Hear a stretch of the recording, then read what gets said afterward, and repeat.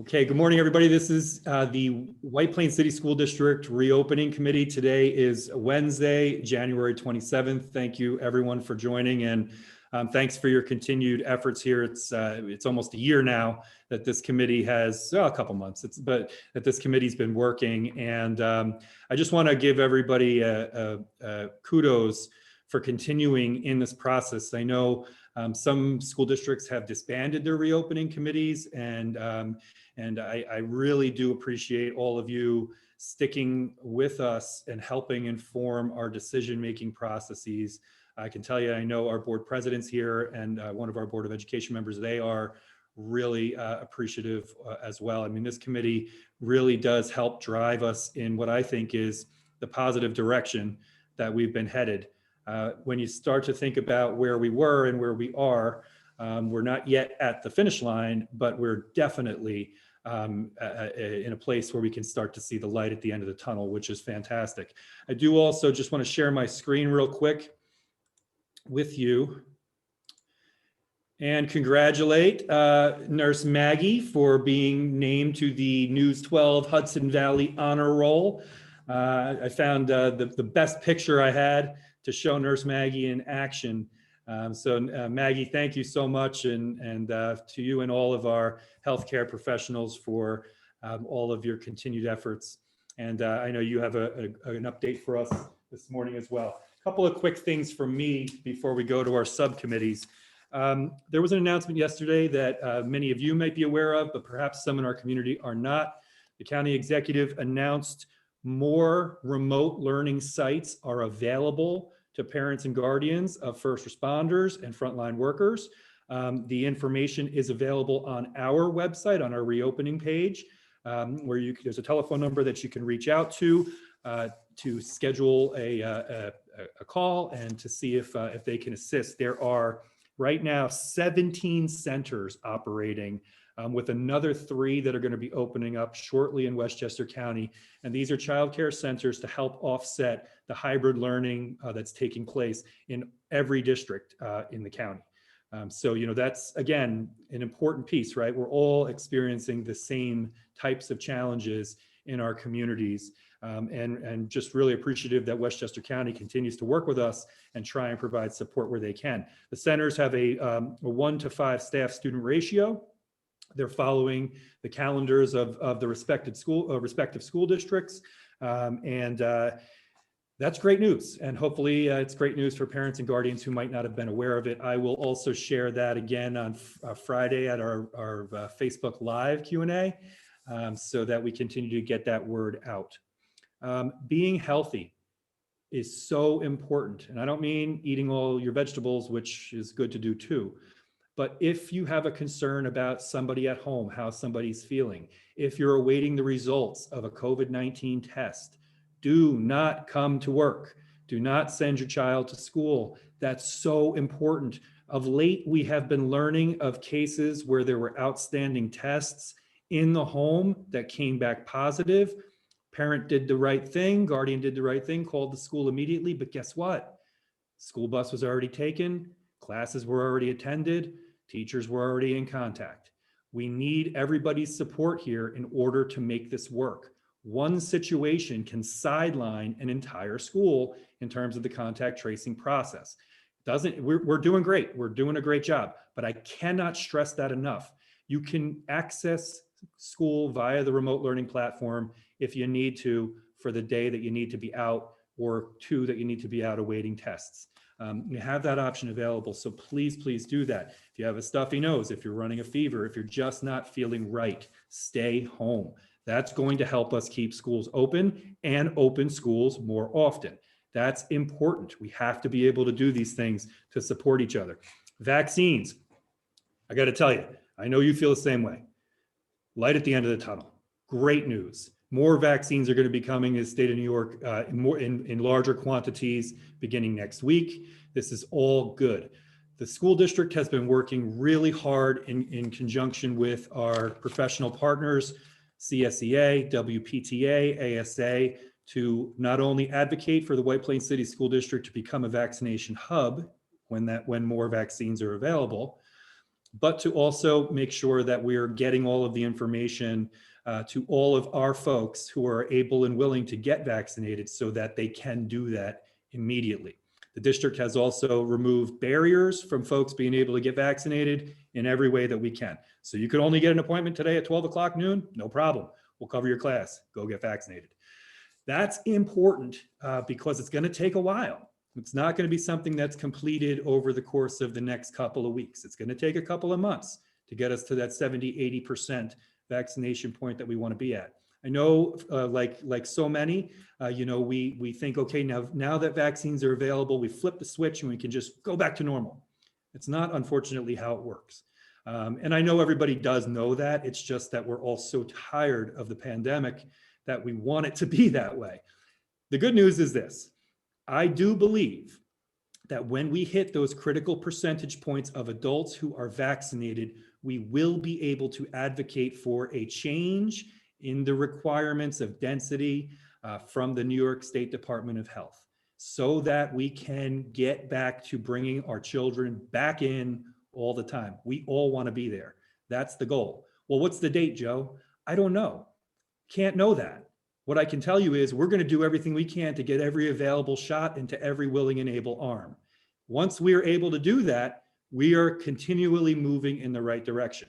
And so from where we were 2 weeks ago when we met, we are much further along. We're further along in folks getting their first shot. And remember, there's a 21 to 24 or something, 23 day waiting period in between the two vaccinations.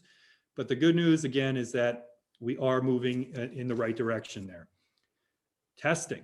We've also, and I'll let Maggie expound on this, but we've also begun to roll out testing.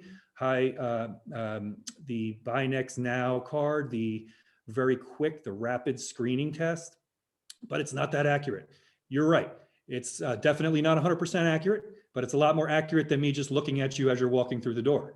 And anything that we can have in place that's going to help to identify, folks who might potentially be carrying the virus, even asymptomatically, is going to be helpful. Children are not being swabbed right now. This is for adults, employees who have volunteered to be part of the random pools.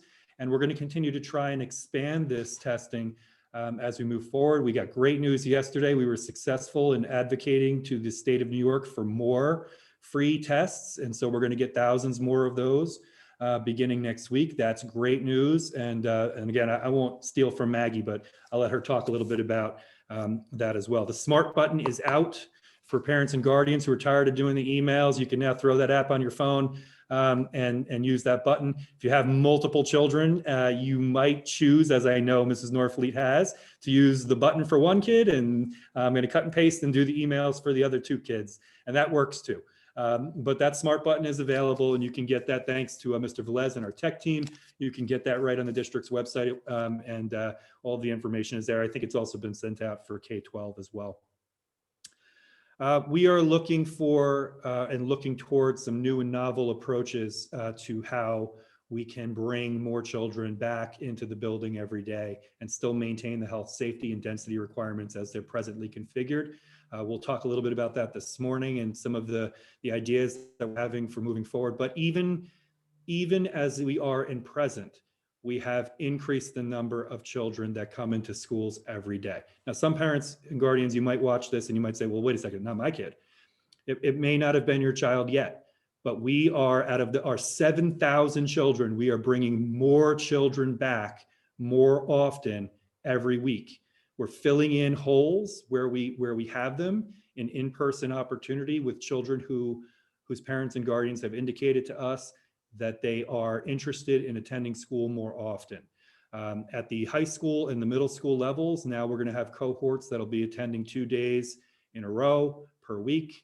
At the elementary school level, we're looking at and thinking about ways that we can continue to increase the number of children while observing density and health safety requirements as well.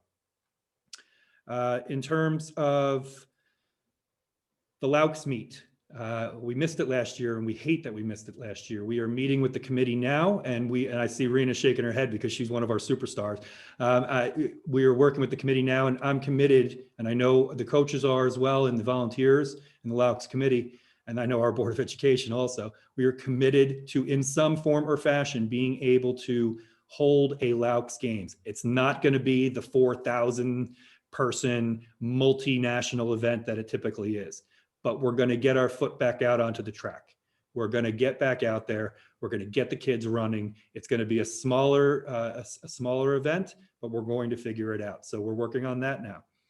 We're also looking at, as you know, so-called high stake or high risk sports right now. Section 1 is meeting today again. We've collected data from all of the school districts in Section 1. We're sharing that with all of the local health departments in the 5 counties that are part of Section 1, so that all of the county executives and their respective departments of health have data from their school districts to be able to support or at least inform their decisions. Remember, it's the local county department of health who will ultimately be making the decisions on which sports will be permitted in the so-called high risk categories. The good news, I think that we'll probably see many of those be approved. That's my hope. We also know that we've begun with our off-season training opportunities for children. I have to give a lot of credit to Mr. Cameron and all of our coaches and support staff who work so hard to put health safety plans in place for all of those various opportunities for our kids. It was a big job. They were ready to go though. It's one thing I'll say about the coaching staff right now. If you tell them, next week you can start, they're ready, which is fantastic. Attendance. Just so that everyone's aware, we are keeping attendance. We've been keeping attendance all whole year of children in person. We are keeping attendance in all various forms and modalities of learning. And Mr. Velez, thank you. And thanks, Dr. Hand, for checking in and making sure we're good there. And here's the really good news about that. We're keeping track of all of our children. We knew that, in terms of our principal meetings, in terms of our support staff meetings. But you hear these horror stories around the country and around the world of the so-called lost children. We're not experiencing that here in White Plains, and that's a credit to not just obviously the school district, but also to our community. Parents and guardians are quick to reach out, and that's important because then we're able to respond to things and issues that we might not necessarily know are occurring. And finally, assessments, high stakes standardized assessments. Regents assessments and the annual 3 to 8 assessments we're advocating right now because this is not a standard academic year, that those assessments, there be a moratorium on those assessments until we are out of the pandemic. There is no reason whatsoever, in my opinion, to have children sit for these high stakes tests when our faculty and staff members are assessing them on a regular basis. The faculty members in classrooms, and I know you know this, know way better how children are growing and progressing or where they need support. That is the place to go. Those one-shot tests are not the end all and be all, and we're seeing that because guess what? The children didn't take them last year and they're doing okay. Somebody asked me, do I think this year is a total loss? Absolutely not. Absolutely not. Our children are pushing their way through, figuring out a way to succeed and grow even during the constraints and the stresses of the pandemic. It's not the same for everybody. Everybody doesn't have the same experience. But what we know is our children have a lot of supports. We're continuing to look at ways in which we can provide new supports to them when they need it. And we certainly know that the last thing they need is to be worried about a high stakes standardized assessment toward the end of an academic year that has already been really an assessment on their resilience. And I think that I'm very happy to see the state of New York seeking the waiver. And I think that the new administration in the Department of Education at the federal level will approve the waivers. And I certainly also hope that the Regents exams in the spring will be waived, such as the ones that we'd be taking right now, in deference to the child's progress in the class. Our teachers can assess whether or not the child has successfully completed the requirements to earn that Regents designation. There's no question about that in my mind. Okay, I talked way too much this morning. I already see that there's questions. I do want to first, though, go to President Eller and just say good morning. Good morning, Rosemary. Good morning, everyone, and thank you, Dr. Ricker. I will be very brief. First of all, I missed last month's meeting. I apologize, and I hope you all had peaceful and restful New Year's. It was certainly different for all of us, me included, but this is what we do so that we can have the New Year we want, the New Year celebrations that we want next year. Just wanted to talk, and again, thank you all for what you do, as well as your feedback. We do need your help in terms of encouraging people to look at these recordings, look at what's being discussed in terms of reopenings. I had a conversation with Dr. Ricker just this morning based on a phone call I received where, we look at the news and we go, oh, there's a vaccine. Oh, the numbers look like they're dropping. Let's get more students in school right now. As you know, it's not hard and fast, and as much as our hearts want our kids back in school, we want our staff and students to be safe. And as Dr. Ricker will always remember, we are operating under an executive order. And I know that's hard. I know that's hard for parents, and we're juggling everything. But at the end of the day, we do need to abide by the executive order. We do need to be safe. We want our children to learn. We want everyone back in. And I really think that steps are being made to bring in more students. Unfortunately, we don't have a hard and fast plan that we can say, this is the plan. Because as you know, this is a situation that's really fluid. We're trying to manage something that's unmanageable and something that changes daily. Everyone is impacted. Our staff is impacted. If we don't have our staff, it's hard to teach our children. So we have to be methodical. We have to follow executive orders. And we understand that it's not what all parents want to hear, but that we're moving there. We're trying to move there safely. And as quickly as safety will allow us. So we do need you to spread the word, please. We get the calls, we see the media. Hang in there with us. We want what you want, but we will not sacrifice our staff or our children's health under any circumstances. Dr. Ricker, if I've left something out, please so state, because we do talk about these things. When I do get these calls, I do speak to Dr. Ricker to make sure that there's no gap in what I remember or what we're doing. And the fact that we're bringing in more children is quite a feat. And I would not compare us to other districts because we don't know really what's happening there. We all have read our reopening plans, and you come to find out later it's not quite that way. And it happens, but please, please, please spread the word. Please, please, please, your feedback is important. And thank you so much for being our gateway to the community. We appreciate you all. Dr. Rick, is there anything that I left out? Oh, I think you really covered it. And, again, for the community members who are watching at home, there are no folks who want all children back in all the time more than this group of people right here. That is what we're working on. So while frustration, I understand frustration, I respect frustration, the answer that we have to continue to press forward, it's not a political answer. That's the answer. The answer is when will all children be able to come back in all the time? The answer of I don't know is the answer right now, because we don't know. What we do know is we take advantage of all of the available resources and tools that we have and that we're developing to try to continue to make progress. And you're right, Rosemary, that's it's hard. And we've been asking folks, and look, many of us are parents of school-age children. We're experiencing this in all fashions, and we're doing it together. I understand the comparisons from one community to another. What I can tell you is there is no community that has not been touched by COVID-19. There is no public school district that has been able to avoid the challenges associated with density, health, safety, and all of those reductions. They don't exist. And for those that didn't put health safety standards in place in other parts of the country, you see those communities that are really struggling, and fortunately not necessarily children, but unfortunately their loved ones.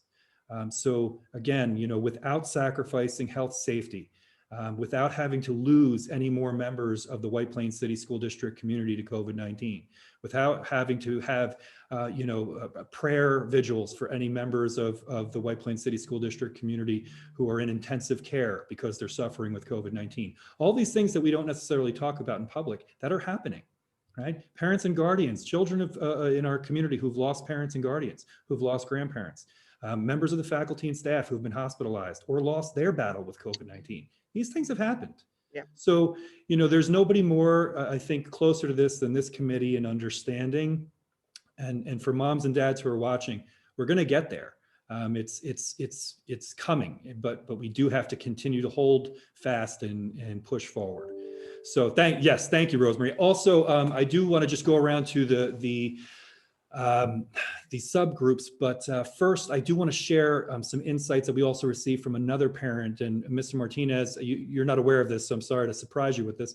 I was talking with Trustee Brady, and there was some concern just about our seniors and maybe some of our student groups at the high school in terms of connecting with them from an administrative level, or what we can do to maybe have a tighter connection. And Emily, I know you're doing a ton. I wanted to give you the opportunity to talk about the things you are doing and some of the plans that you are looking forward into the future as well. Sure. So good morning, everybody, and thank you, Dr. Ricca. Yeah, I certainly appreciate that question or that outreach that some families are asking. So I know that I've been talking with Dr. Natasha Freeman-Mack, who's certainly working with our seniors to try to identify opportunities. I know we have a week for Senior Love Week that's coming up in February as one example of the ways we're trying to outreach to them. Certainly, I think one of the other things that we are certainly starting to begin to do is talk about graduation. So I know that is something that, in fact, one of my meetings today is that initial conversation with our facilities. Mrs. Stefanelli will be part of that to start talking about what we're doing to make sure we honor our seniors this spring. And certainly that is another area that we're looking at. I do think that there's definitely some opportunities that we'll be doing this spring to try to have that connection between the administration and students. One thing that I had started in my previous district, which I am certainly looking to start up this spring, is an opportunity for the GO to meet with the school administration to really hear from them and provide an opportunity for them to kind of give us some feedback. And certainly, popping into some of the class meetings as I've done earlier in the year, do that again to provide students that opportunity to do that. We're also have increased our communication with our students. We've created some Schoology pages for them, so they're going to start receiving a lot more information through those emails. So one of the things I mentioned at our PTA meeting last week is to certainly for our parents to encourage their child to make sure they're checking their email on a regular basis. It's a great skill for them to start to acquire now. So that's another way that we're going to be communicating. So we're certainly continuing to grow and expand our ways of trying to support our students and make sure that they feel that they're certainly connected to our school. And I appreciate that Lola is part of this committee, and certainly this is another opportunity to get that student feedback that we're certainly looking for. I don't know, Mr. Vidiello, if there's anything else you want to touch base on, but I think, it is tough. And I've heard it from parents about how do we provide opportunities for our Tigers to connect with one another. But as we all know that we do have some of these requirements that we have to be mindful of, safety precautions that we need to continue to do.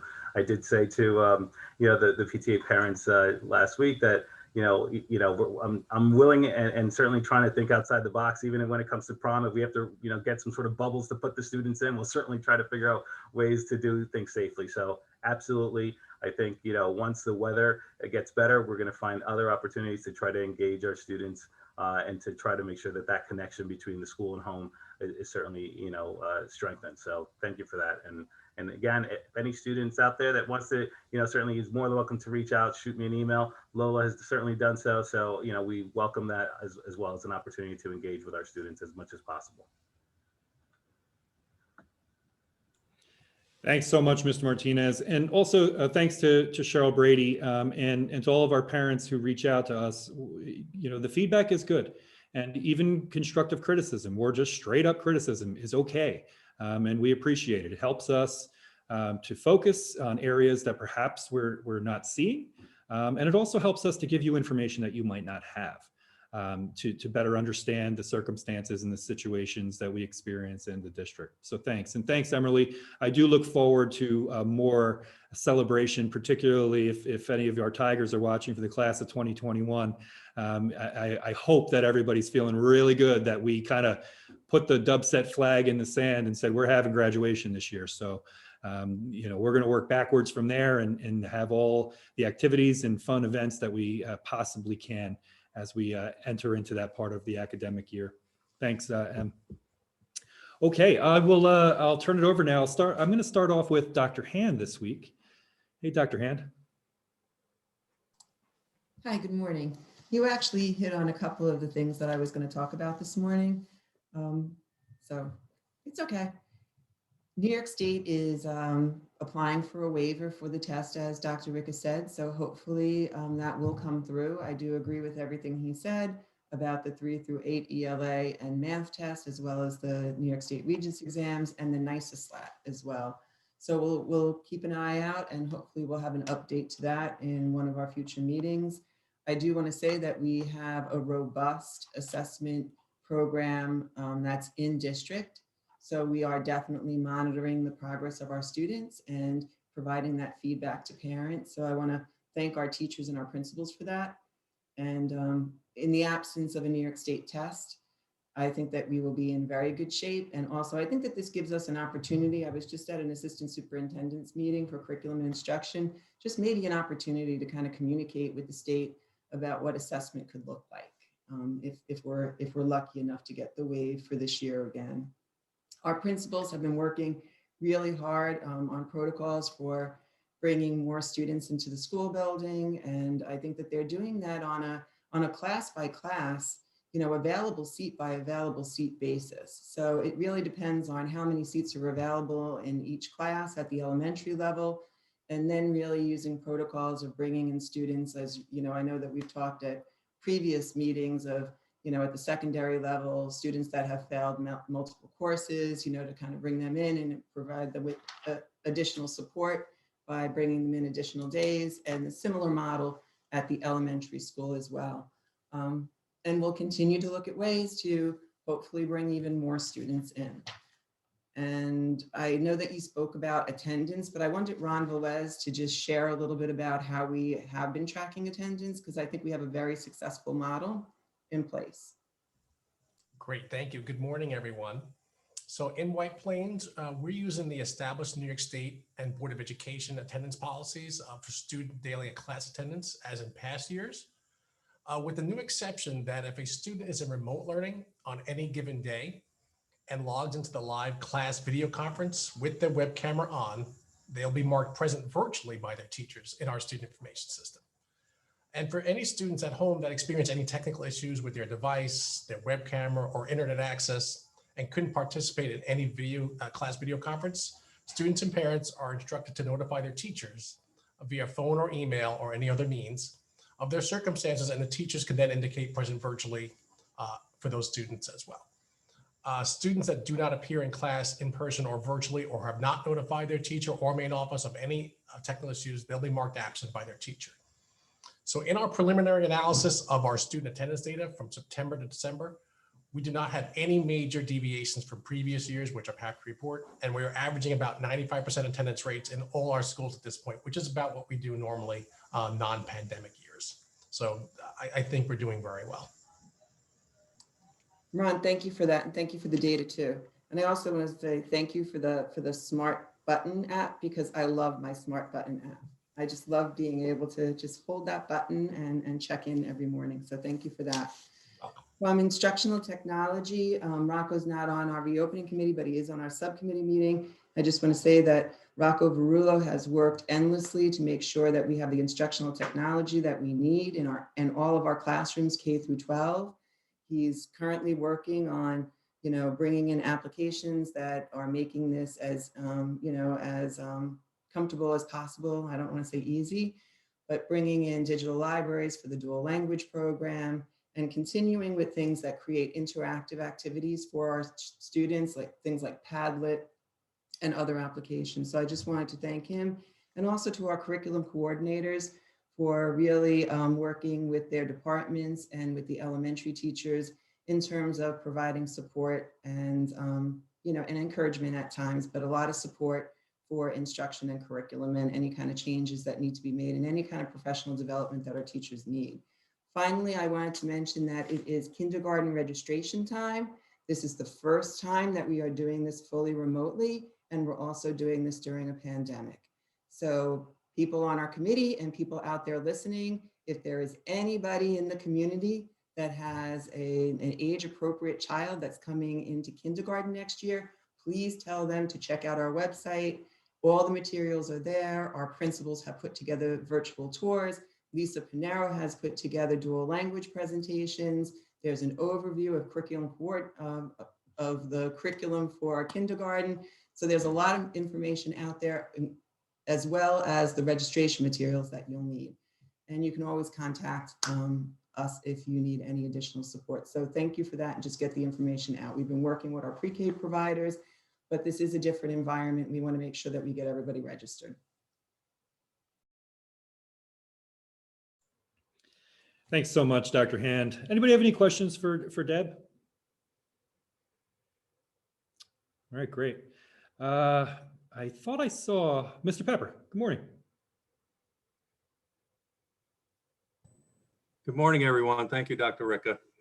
So as we all know, these are very challenging times, and the district has really been working hard at trying to do the best we can to reduce those stressors for our employees wherever possible. And Dr. Ricca just mentioned the recent procedures we put in place so that our employees can get the vaccine whenever it's available. We don't want our educators and our employees stressing over trying to schedule a vaccine appointment. So we're being very, very accommodating that.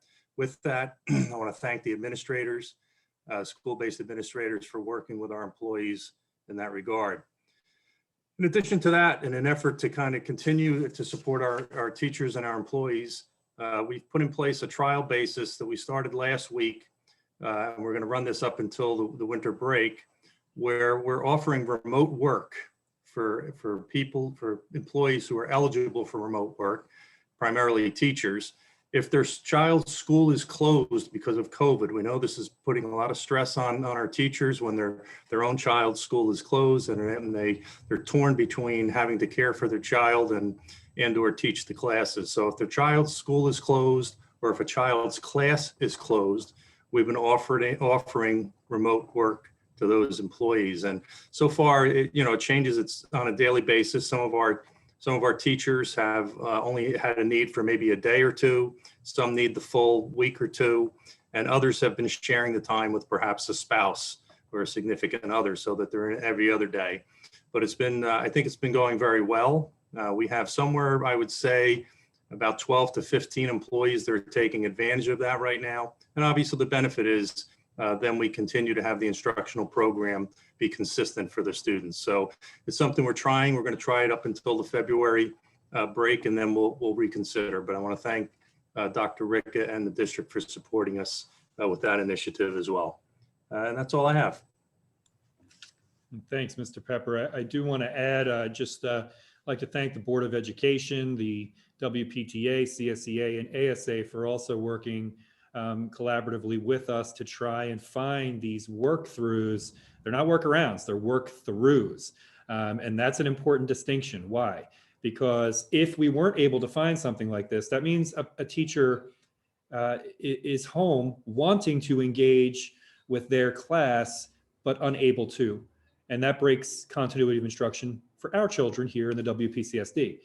So our hope is that this will be a work through that's advantageous to all while supporting the needs of all children and as well as our employees. So Scott, thanks for that. I know you worked real hard with Kara and Adele and Jennifer, and we do appreciate it and look forward to hearing how the pilot runs. Anybody have any questions for Mr. Pepper? Dr. Karataish, good morning. Good morning, everyone. Just to kind of expand upon a little bit of what Dr. Ricca had already touched upon. So we were successful in getting more rapid tests. We had started out with 1,500 rapid tests. we're due to get another 2,000, and then we actually have arranged to get 160 each week. So although we're not, designated in a micro cluster, given all the information that we know, that it's best to start screening. And Maggie, Nurse Maggie had started to do that. She and I a schedule to do about 2 buildings, every week. Last week she did Highlands and she did Post Road. I'm sorry, High School and Post Road. This week, today, she did Highlands and Church Street, I believe. And we also did Ed House. So she's going to keep cycling through with her and her team to do those tests. And so hopefully that will continue to help alleviate some stress. Also, we talked about it the last meeting, that DOH reduced the quarantine guidelines. And we have, I think, accomplished, assigning seats at the cafeteria, and also we've been working on assigning seats on the bus. This way it kind of reduces those who are in the circle of quarantining or in contact tracing. The other thing that we've been working on is, and I'm going to let Frank talk a little bit about this, is looking and exploring ways to get tents, large tents that we could have at each of the schools that could be used for a variety of things. Certainly be able to maybe accommodate more space to have more students in when we get to the warmer weather. And also facility use. So I'm going to, Frank Stefanelli, you can expand upon that a little bit more. So thank you all. I'm looking at several things, and we can't get a classroom trailer. I don't think there's a classroom trailer that you can get across the U.S. because they're all being used. So we looked at other options. So there are trailers. So we just looked at, we could get 60 by 60, which would be roughly the size of a cafeteria. So we're looking at what could we do with that. So one of the ideas is if we put that on a playground next to one of our cafeterias, we could have the kids have lunch in there, and then we could use the cafeteria as classrooms. So those are some of the things that the state would allow us to do. The other thing we're looking at is tents. I found a couple of companies now, tent manufacturers. I've been going to tent manufacturers, and I'll just give you, we could get tents from the width of a tent from 30 feet wide up to 80 feet wide, up to, and as long as 300 feet. So it would cover a football field is what we could get. So those are some of the options out there. The rental of a tent, say roughly 20 by 30, which is, 500 or 600 square feet, is roughly about $5,000 to rent it for 3 months. When we could purchase a tent, the same one, for about the same price, $1,000, we could actually purchase a tent. So those are things that I'm looking at. The thing is where we're going to space them, where we're going to put them, how we're going to set them up, and then actually the state education department, we need to submit a plan to them as we're doing that. But those are some of the things that we're looking at right now. So right now we're looking at where we could put them at the school that we could set them up. So that's what my charge is right now for the next 30 days. So Frank, do you want to, just mention about the facility use? So right now, the governor has relaxed sports. So they're allowing sports. So that actually includes, our community sports. So a lot of our community Parks and Rec is looking at starting up swimming. So say one thing now, you're looking to have community swim 2 nights a week. And then on Saturdays, there's no students around. So those are some of the things. We have our clubs, White Plains Little League, White Plains Youth Soccer, all those are anxious to start setting up for spring using the fields. I'm still keeping them out of our school auditoriums, even camps. We're going to try to limit to outside, until we could verify. We do have, I just had the high school, I had a balancing come in and check out the ventilation system in both gyms. We got a thumbs up on both, so we're in pretty good shape. So, those are some of the things that we're looking at to get more people back in the buildings.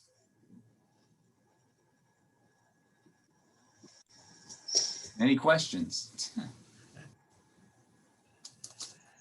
Thank you so much, Frank. And it also is important to mention that while Frank and our maintenance and operations team are working on COVID, they're also working on regular day stuff, right? So, a univent goes down, water main breaks, all of those things. So Frank, thank you so much. And I'm glad that you didn't have to talk to me this morning at 4 o'clock, that the weather Me was too.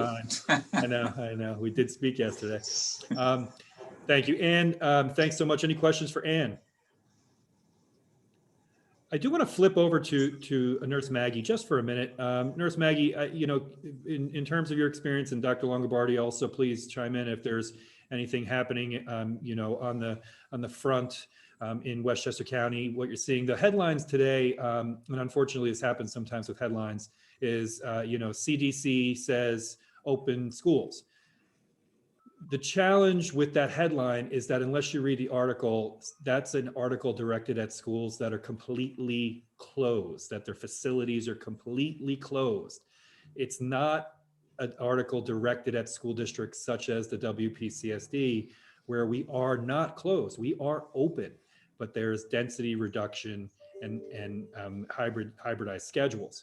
So, I got a million emails this morning from folks sending me the same articles from the Washington Post and the New York Times. And I appreciate that. I really do. I absolutely appreciate it, because when you read that headline, it's exciting. Maybe the CDC knows something we don't know. Maybe they're, you start to think about all these things, but unfortunately, it's just a very attractive lead to all us parents and teachers who are pining to get back in full time. And there's Maggie, Doc, feel free, anything that you're seeing health-wise. I still see that we are having COVID, a lot of COVID. This week we had a lot of cases, but I am seeing that they're all coming basically from the outside, whether they were somebody that had contact with a family member or someone that, that just had it from outside. There's always, I can almost always track it to a family or a friend that they were exposed to. So I'm not seeing so much of a spread within the school, and I'm glad. And, I spoke to Dr. Longobardi this week, and we were talking about making sure that we keep the quarantining. If we're inside a classroom and the person is in a classroom for 40 minutes, even though we have masks on and we're separate, that we continue to quarantine, because I think that's really important. At this stage of the game, we don't want to drop the ball and make it unsafe. We've been pretty safe in school. With testing, thank you, Dr. Longobardi, because she gave us the order to start the testing, and the nurses have all volunteered to do the testing. I didn't have to ask one or tell them to test. They all said, I want to test. So right now I have a couple of them in Highlands doing the testing, and I have a couple of them in Church Street this week. And we're going to continue to test, and anyone that wants a test can come down and get a test. We're going to rotate it. So every month we actually go to your school every single month, and you have the availability of going to get a free test. And I think I'm really excited about that, because I feel that if we do get a positive, we can detect it early and prevent the spread. So it's really exciting.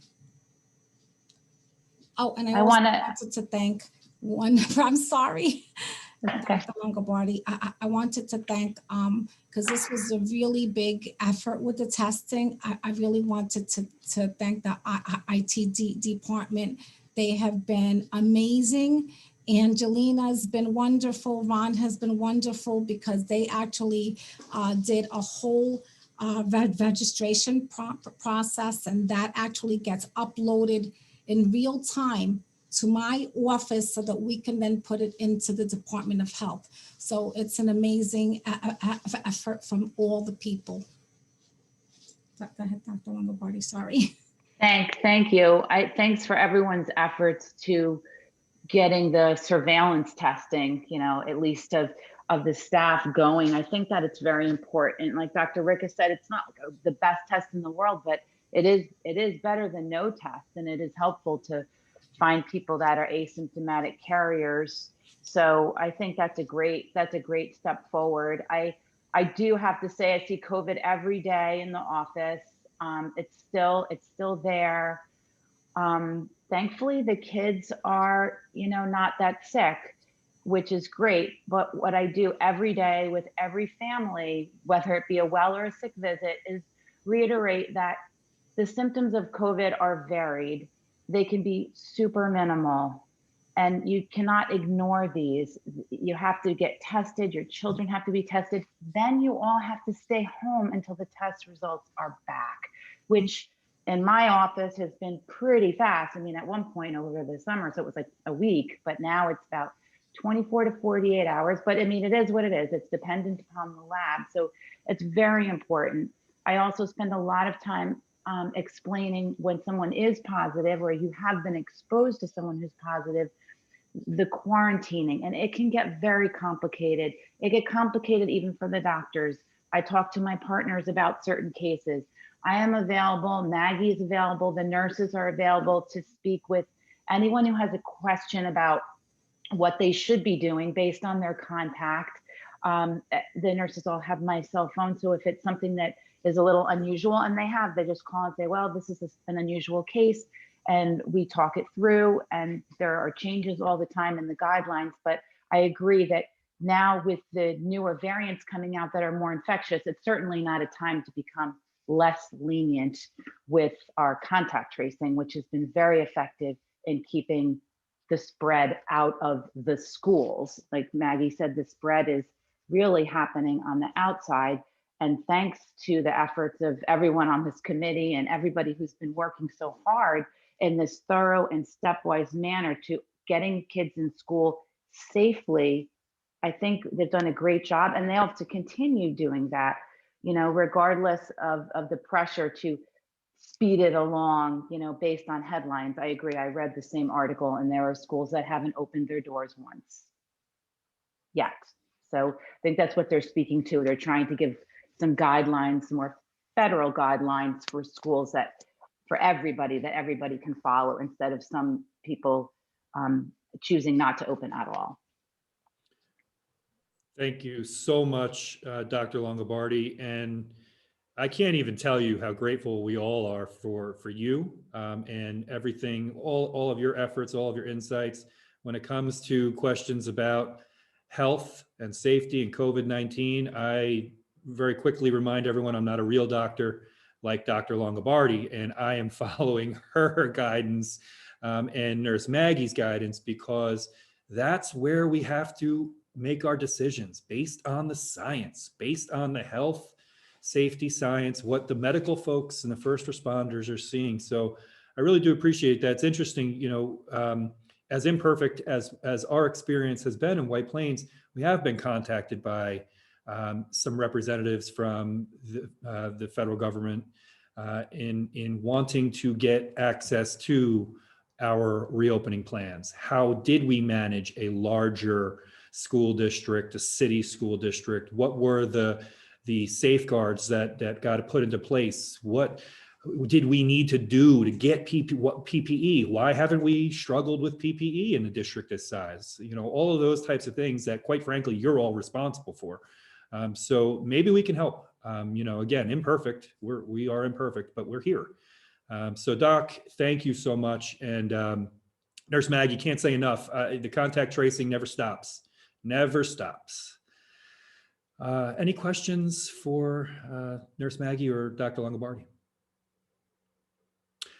Open questions, comments, concerns about anything outstanding at all. I know our subcommittees are going to be working on some of those topics that were addressed this morning. Did we miss anything? All right, so tomorrow, Friday, we have a community-wide Q&A an update. I'm going to give the community much the same kind of updates that the subcommittees gave today, and also take some questions. And we are working very, very hard to get this vaccination process going. Watch, I'll just ask this question. I already know the answer to it. Nurse Maggie, if you had access to vaccines, are you and our team ready to put vaccines in the arms of employees in the WPCSD? Day and night. We're Ready going to to go. vaccinate everybody. Ready to go. We've let the governor's office know. We've let the Department of Health here in Westchester County know, and we continue to remind them at every turn that we're ready.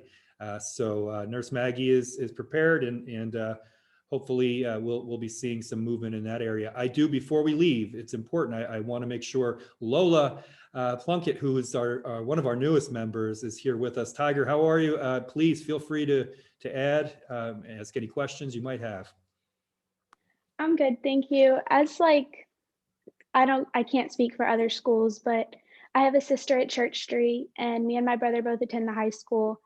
And we do see like the safety protocols, and we do see like teachers sanitize your hands, clean the desks off. We see custodians constantly cleaning doorknobs and cleaning desks in the cafeterias. And as students, like we all talk, at least my friend group, we talk about like wanting to go in more and hoping that eventually we all will be on the same day at the same time. But we also understand, a lot of us understand that it's not always possible. But oh, thank you. I'm pretty much what I'm saying. Thank you, because we do see the protocols, we do see the safety, and it is nice to see like teachers checking in on us. And a lot of my teachers have extra help sessions after school where they ask us like, what can I do better? And I feel like that's very helpful, because as students, we don't always, in person, we don't always get a say in the curriculum and say in what we do. But now I feel like teachers and administrators are a lot more lenient, and that's nice to see. So thank you. Lola, thank you.